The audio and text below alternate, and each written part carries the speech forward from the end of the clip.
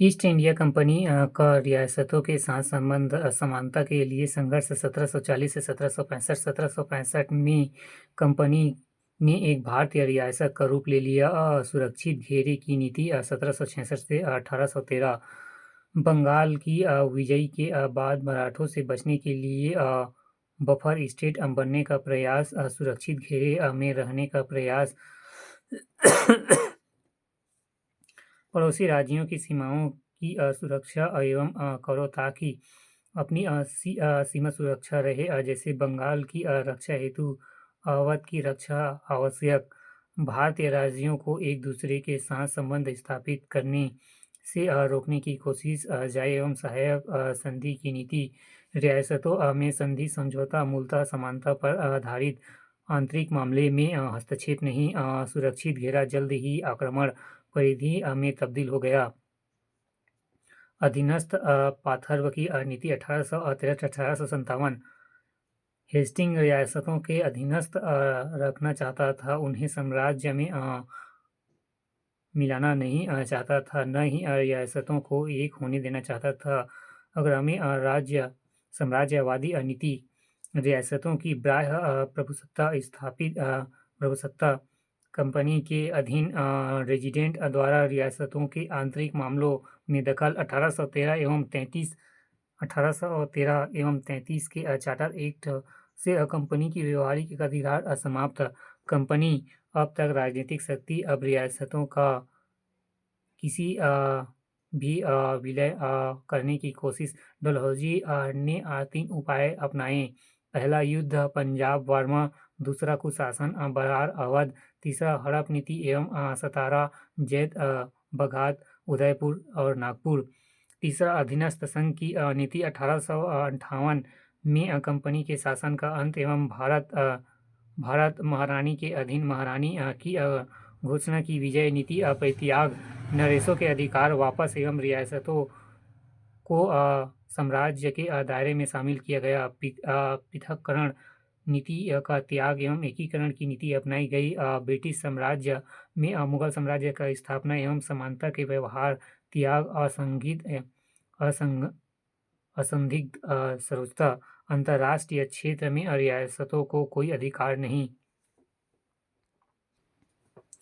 Buttler समिति 1927 में गठित इस समिति के अध्यक्ष सर हरकोट बटलर थे। इसे भारतीय रियासत समिति भी कहते हैं। इसने 1929 में अपनी रिपोर्ट दी।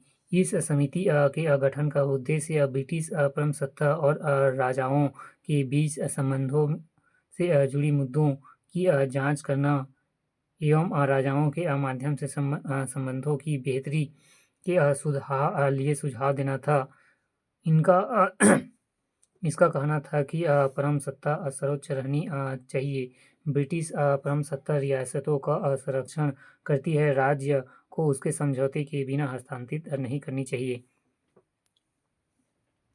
प्रशासनिक संरचना में परिवर्तन। अंग्रेज मानते थे कि भारत में संपूर्ण सत्ता का स्रोत तलवार है।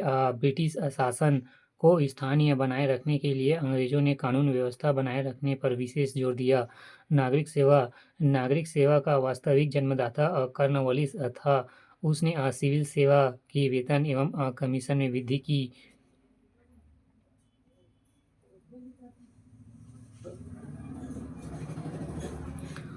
हर जिले में राजस्व वसूली के लिए एक कलेक्टर एवं कानून व्यवस्था बनाए रखने के लिए एक मजिस्ट्रेट एवं न्याय व्यवस्था के लिए एक जज होता था। कलेक्टर जिले का प्रमुख होता था। इन पदों पर सिविल सेवा की सदस्य की नियुक्ति होते थे।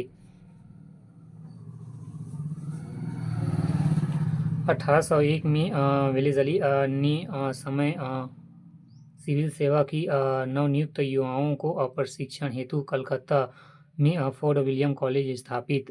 1853 में चार्टर एक्ट से सिविल सेवाओं में खुली प्रतियोगिताएं परीक्षा के माध्यम से भर्ती का प्रावधान किया गया। 1861 में सिविल सर्विसेज एक्ट पारित हुआ। भारतीय सिविल सेवा के सदस्यों ने कार्य एवं स्वतंत्रता, निष्ठा, कठिन परिश्रम की परंपराएं विकसित की। अंग्रेजी राज कायम रखने में महती भूमिका के लिए इसे ब्रिटिश शासन का इस्पाती चौखट कहा गया। 1870 में उच्चतर पदों पर कुलीन भारतीय की नियुक्ति के लिए सर्वाधिक संविधिक संवैधानिक है क्या संवैधानिक सिविल सेवा का गठन प्रस्ताव सिविल सेवा के गठन का प्रस्ताव 1926 में नियमित लोक सेवा आयोग सर रोस बर्कर की अध्यक्षता में गठित हुआ। 1935 में अधिनियमित द्वारा संघीय लोक सेवा आयोग का गठन हुआ। प्रशासन में भारतीयों को स्थान कॉर्नवालिस ने प्रशासनिक व्यवस्था का यूरोपीयकरण किया। उसका मानना था कि हिंदुस्तान का हर निवासी भ्रष्ट है। 1833 के चार्टर एक्ट में प्रशासन में भारतीयों की नियुक्ति को स्वीकृति दी गई। विलियम बेटी के समय से उच्च पदों पर भारतीयों की नियुक्ति प्रारंभ हुई। उसने भारतीयों को डिप्टी कलेक्टर, डिप्टी मजिस्ट्रेट एवं सबऑर्डिनेट जज आदि पदों पर नियुक्त किया। 1864 में भारतीय सिविल सेवा में चुने जाने वाले पहले भारतीय सत्येंद्र नाथ टैगोर, जो गुरुदेव रविंद्रनाथ टैगोर के बड़े भाई थे।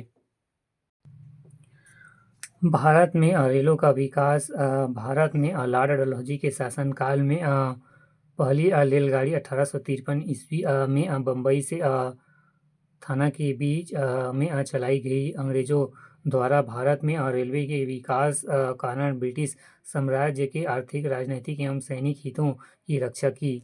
भारत में रेलों का विकास। अंग्रेज द्वारा भारत में रेल व्यवस्था के विकास के प्रमुख कारण इस प्रकार थे। पहला भारत के आंतरिक बाजार पर नियंत्रण करना तथा भारत में कच्चा माल उत्पादन करने वाले क्षेत्रों में निर्यात बंदरगाहों को जोड़ना। दूसरा, आंतरिक विद्रोह का दमन एवं बाहरी आक्रमणों की रोकथाम के लिए रेलगाड़ियों द्वारा सेनाओं को एक स्थान से दूसरे स्थान पर सुगमता से भेजना।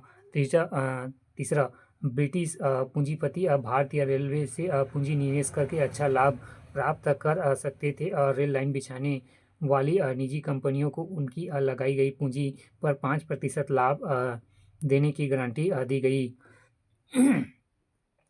1905 ईस्वी तक लगभग 28,000 मील रेलवे लाइन बिछाई जा चुकी थी। 1905 में 5 तक पूरा इंडिया छा दिया था इन लोगों ने।